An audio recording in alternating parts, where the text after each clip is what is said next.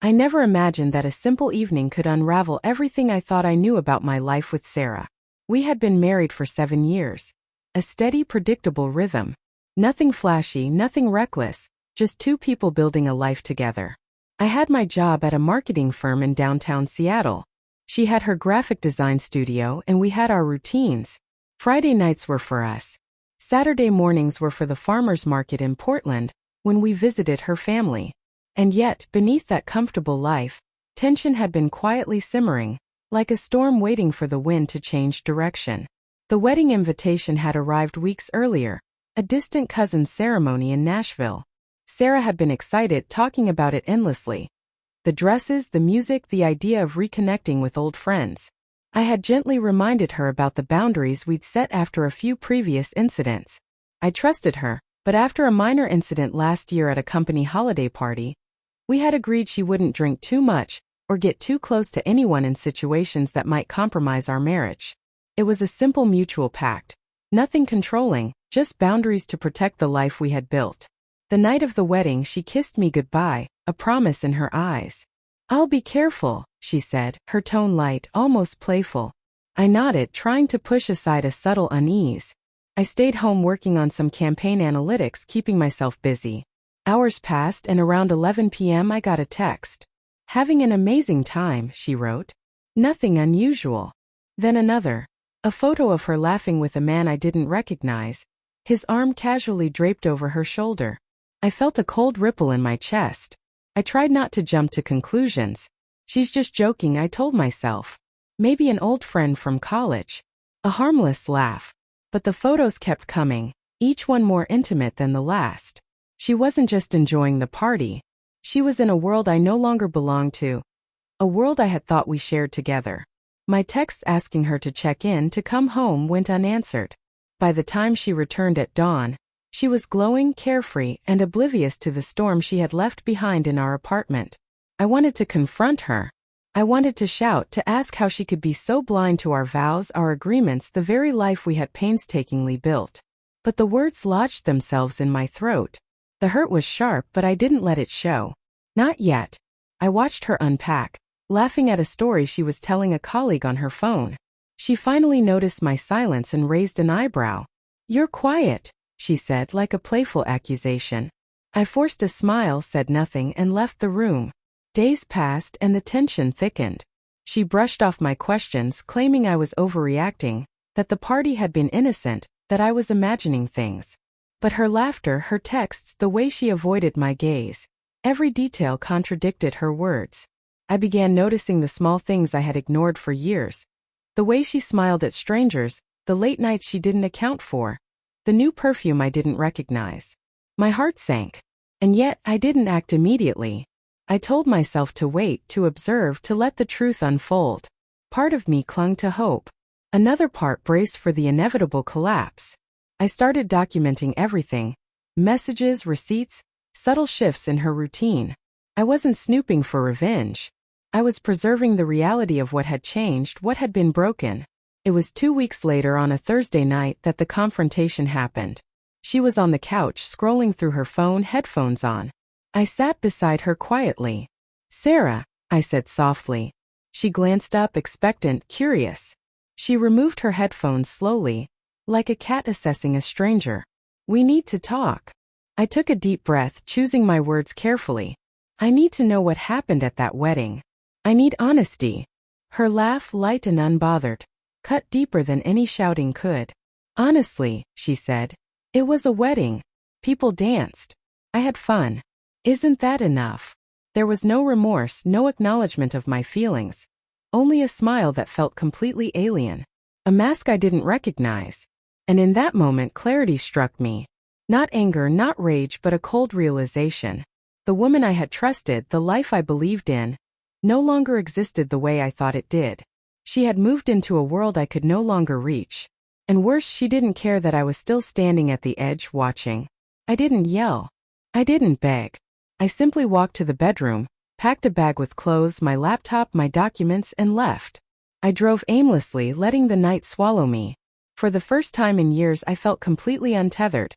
A mix of fear, relief, and hollow emptiness. I stayed with my friend Michael, sleeping on his couch in his place in Denver, thinking about the life I had lost and the life I would have to reclaim. By morning, I realized that staying was no longer an option. This wasn't about punishment or revenge or spite. It was about survival, about reclaiming dignity in a life that had been slowly eroded by betrayal masked as ignorance. And in that quiet drive, I made the decision I had avoided for too long.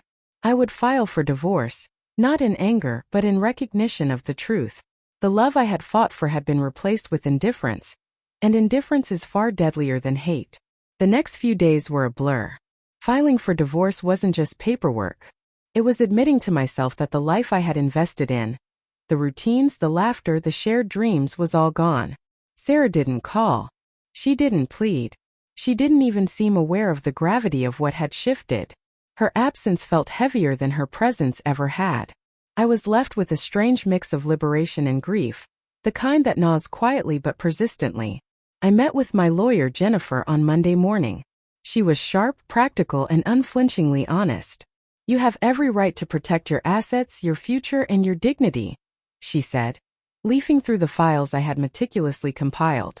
"But remember, this isn't just about money. It's about closure, about reclaiming your life on your terms." Her words echoed in my mind as I left the office, stepping into a world that suddenly felt unrecognizable and dangerous in its freedom. Sarah texted later that day, short, clinical, and cold. "I expect you to handle the house and accounts accordingly. Lawyers only." I paused, reread the message, and smiled faintly, not out of amusement but clarity. She had chosen the battlefield. I had chosen to survive it. I replied simply, "Understood." And I meant it. There was no threat, no anger, only a careful assertion of control over the chaos she had created. Weeks passed.